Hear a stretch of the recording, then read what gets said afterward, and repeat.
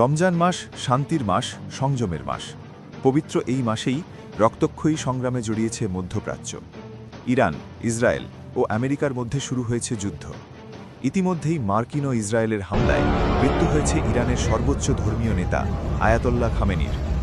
আমেরিকার সঙ্গে কোনো সমঝোতায় যাবে না ইরান, নিজেদের অবস্থান স্পষ্ট করেছে তেহরান। শনিবার আমেরিকা ও ইসরায়েলের যৌথ অভিযানের সময় আক্রান্ত হয় ইরানের মেয়েদের একটি প্রাথমিক স্কুল। ইরানের মিনাব শহরে রেভলিউশনারি গার্ড কোরের ঘাঁটির কাছেই ছিল এই স্কুলটি। স্কুলে ২৪ ঘণ্টার মধ্যে নিহতের সংখ্যা ১৫০ ছাপিয়ে যায়। নিরাপত্তার কথা মাথায় নিয়ে কাতার সহ মধ্যপ্রাচ্যের একাধিক জায়গার আকাশপথ বন্ধ করে দেওয়া হয়েছে।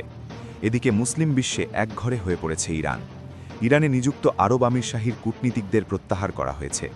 তেহরানে থাকা দূতাবাসও বন্ধ করে দেওয়া হয়েছে। খামেনির মৃত্যুর পরপরই শনিবার ও রবিবার সকালে দুবাই, আবুধাবি, কাতার, বাহরাইন, কুয়েত, সৌদি আরব জুড়ে ব্যাপক ক্ষেপণাস্ত্র হামলা চালানো শুরু করেছে ইরান। তাদের নিশানায় মূলত মার্কিন নৌসেনা ঘাঁটিগুলি। সংযুক্ত আরব আমিরশাহী মনে করছে প্রতিবেশীর বিরুদ্ধে এই হামলা অত্যন্ত বেপরোয়া ও দেশের সার্বভৌমত্ব লঙ্ঘনের সমান।